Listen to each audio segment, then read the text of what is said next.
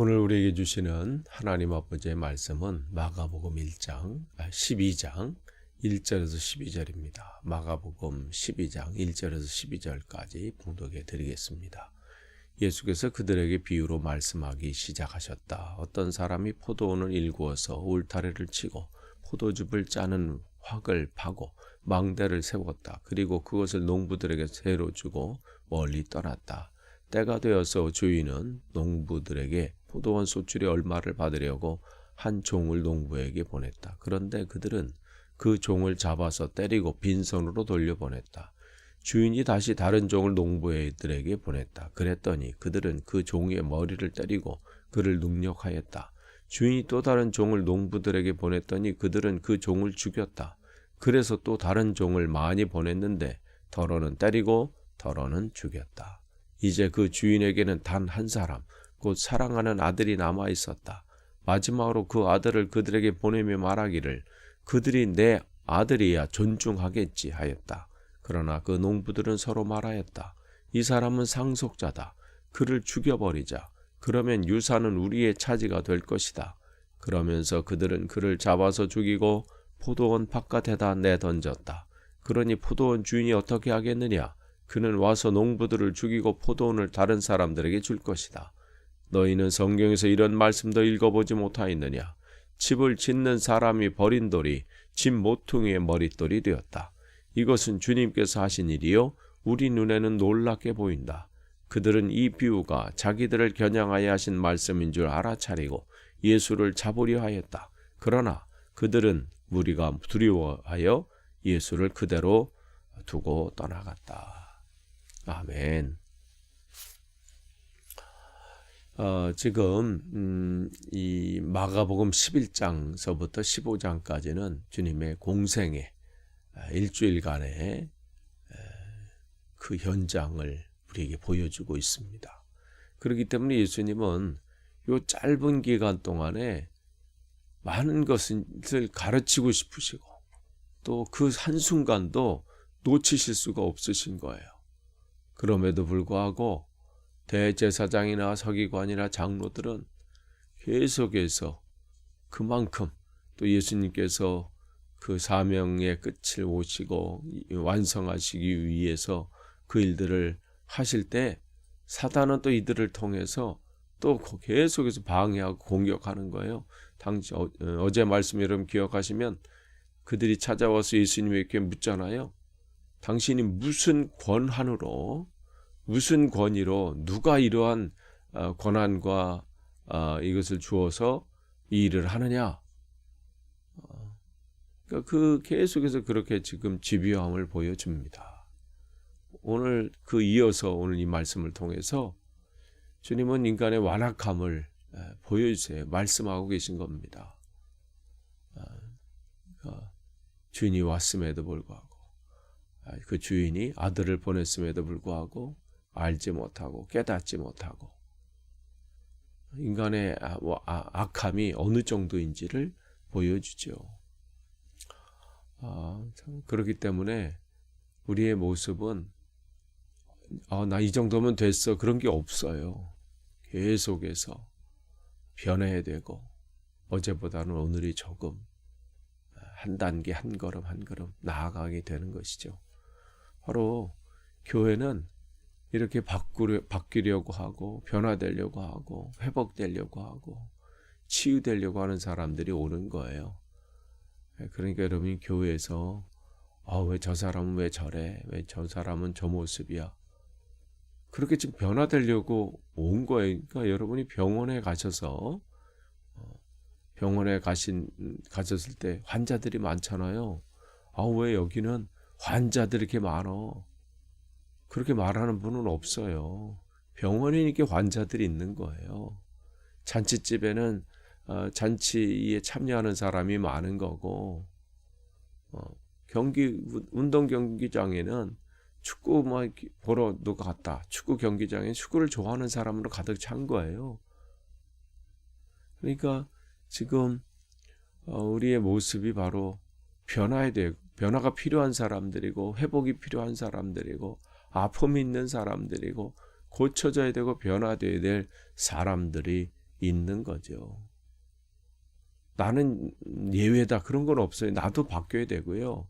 나도 고쳐져야 될 부분들이 있고 나도 회복돼야 될 부분들이 있는 거예요. 그런데 지금 여기에 나오는 농부들을 한번 보세요. 새로 주고 주인이 이제 타국을 떠나갔어요. 그런데 그 세간이 지나면 지날수록 이게 누구 것이냐?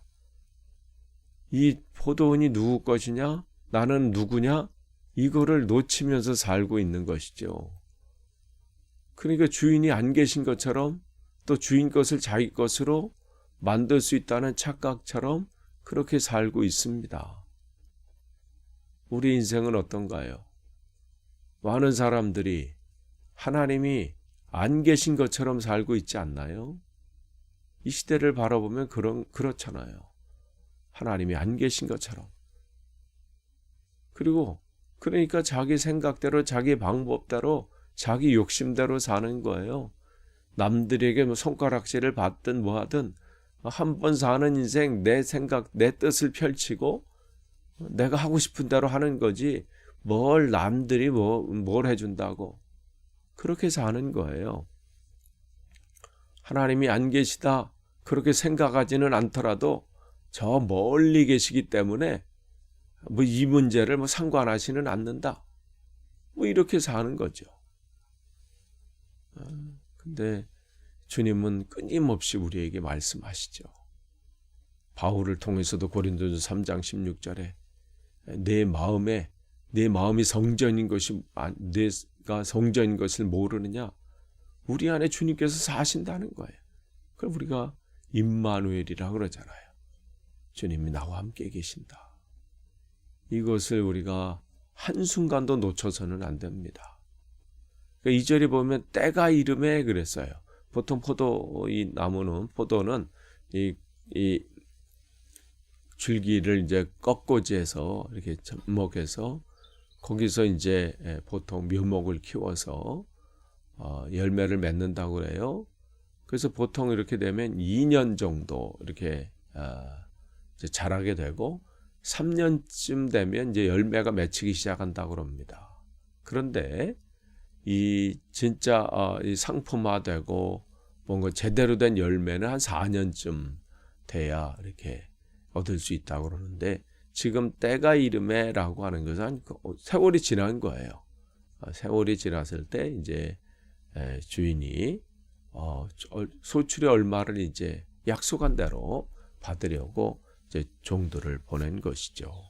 그런데 그들이 어떻게 다른 보냈는데 무시하고 때려서 돌려보내고 주인의 목적과는 주인이 그들을 이곳에 남겨두고 또 그곳에 일을 하게 하고 또 그런 것들의 목적을 그들은 잃어버리고 오히려 공격하게 되고 자기 욕심을 채우게 되고 그래서 5절에 보면 또 다른 종을 보내요. 또 더 많은 종들을 보내요. 그런데도 어떻게 해요? 때리고 죽이고 자기들의 이 감정대로 자기들의 뜻대로 그 일들을 계속해서 하지요. 그러니까 주님께서 이 비유를 통해서 우리에게도 계속해서 말씀하시는 거예요. 그 영혼들을 사랑하셔서 하나님은 그 목적대로 살도록 하나님의 이 본래의 삶을 살도록 했도록 계속해서 말씀하시고 또 말씀하시고 다양한 방법으로 이 사람을 통해서 또 성도의 교제를 통해서 설교를 통해서 어떤 모임을 통해서 계속해서 하나님의 말씀을 전하는데 주님께서 이제는 돌아와라. 이제는 주님 말씀 안에 거하라 하는데도 어떻게 해요? 회개하지 않고 깨닫지 않고 그야말로 버티는 힘이죠. 버티는 힘. 자기의 욕심 안에 버티는 힘. 이게 본래 우리 인간의 모습이에요. 다른 사람과 비교해서 내가 좀 낫다. 하나님 보실 때는 그 사람이나 그 사람이에요. 누가 누구를 할 그런 형편이 아니죠. 그러니까 우리 안에 깊이 뿌리 박고 있는 죄성이 있어요. 본래대로 인간의 죄성으로 돌아가려고 하는 것. 그러니까 알면서도 버텨요. 이렇게 되면 안 되는데, 이렇게 해서는 안 되는데, 이거 바뀌어야 되는데, 내려놔야 되는데, 그런데도 어떻게 해요? 계속해서 제자리로 또 가고. 그만큼 우리 죄성이 강하다는 거예요. 이걸 인정하고요. 끊임없이 주님 옆에 시선을 고정해야 돼요. 근데 이 사람들은 그렇지 못하죠. 6절에 보니까 이제 한 사람이 남아서 이제 이 주인은 아들을 이제 보내기로 하면서 기대하지요. 아들은 존대할 것이다. 그런데 7절에 보니까 그들이 또 착각이 나오잖아요. 저 아들은 이제 저걸 죽이면 이제 유산은 우리의 것이 될 것이다. 착각도 이런 착각이 어디 있습니까? 하나님의 것이 자기 것이 된다. 그런데 인간들이 이렇게 살아요. 지금 매일매일의 삶이 착각 속에 사는 사람 아니에요?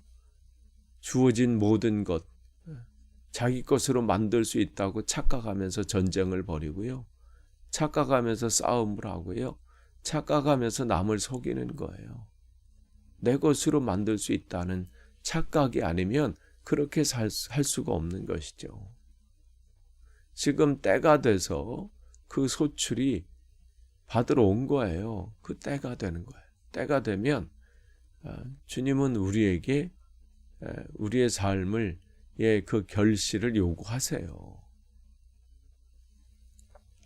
그런데 이들은 1년째는 열심히 했을 수도 있어요. 이제 주인이 우리에게 맡겨줬으니까 열심히 해야지.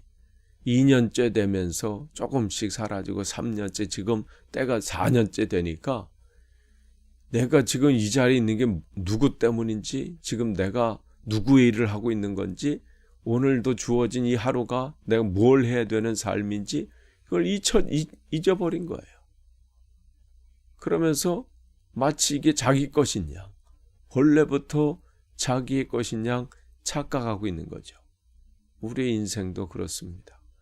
우리의 인생이, 내 인생은 나의 것, 예전에 어떤 가수의 노래처럼 그렇게 착각하며 살아요. 내 인생이 내 겁니까? 인생은, 나의 삶의 모든 것은 주님의 것입니다. 그래서 성경은 우리 이런 모든 것을 청직이라 그런 거예요. 맡겨줬다. 그러니까 건강도 맡겨주신 거예요. 물질, 재물도 맡겨주신 거야. 재능도 마찬가지고 시간도, 우리가 가지고 있는 모든 것은 하나님께서 우리에게 맡겨주신 겁니다. 내가 소유하고 있는 모든 것이 마찬가지예요. 자녀도 마찬가지예요. 맡겨주신 거야. 그러니까 맡겨준 자의 그 뜻을 우리가 날마다 구해야 돼요. 내 욕망과 욕심대로 자식을 키우려고 하는 게 아니라, 내가 가지고 있는 것은 내 돈이니까, 내가 벌었으니까 내 마음대로, 이건 내 몸이니까 내 마음대로 굴리고 내 마음대로 사용하는 거, 맡겨주신 거예요. 맡겨주신 거. 때가 되면 맡겨주신 거에 대해서 주님께서 점검하시는 거예요. 그런데 지금 자기 것인 것처럼 착각하면서, 지금 여기 있는 사람들이 그렇습니다. 그러면 우리 것이 될 것이다. 그러면서 자기 뜻대로 고집대로 하죠. 그때 9절에 보시면 그 주인이 어떻게 하겠느냐? 그 다른 사람에게 줄 것이다. 감당 못하면 이제 그걸 내려놓게 만드시는 것이죠. 그러니까 우리 인생을 어떻게 살아야 되는지를 점검해 주시고, 주님께서 왜 이 땅에 오셨는지, 우리는 무엇을 하면서 살아야 되는지, 이것을 우리가 점검해야 합니다. 그렇기 때문에 지금 우리는 사순절을 보내고 있어요. 그냥 보내는 것이 아니라 우리의 인생을 점검하고, 오늘 하루의 삶을 점검하고, 하나님께서 나와 함께 계신다. 그것은 어떤 면에서 복된 시간이고, 또 그 하나님의 크신 은혜이면서 또 한편으로는 두렵고 떨리는 마음으로 오늘 하루의 삶을 살아야 되는 것입니다. 맡겨주신 것이 있어요. 저와 여러분에게는 마찬가지예요. 여러분이 기억하셔서 그 주어진 시간, 오늘 하루 주님 안에서 복된 시간, 또 승리하는 시간 되시기를 간절히 축원합니다. 기도하겠습니다. 하나님, 오늘도 주님 말씀 안에서 우리를 되돌아봅니다. 나에게 맡기신 귀한 것들, 내 것인 것처럼, 내가 이룬 것처럼 착각하며 살지 않게 하시고 두렵고 떨리는 마음으로 오늘도 한 걸음 한 걸음 주신 사명 감당하며 주님께 영광을 돌리는 하루의 삶이 되게 하옵소서. 예수님의 이름으로 기도합니다. 아멘.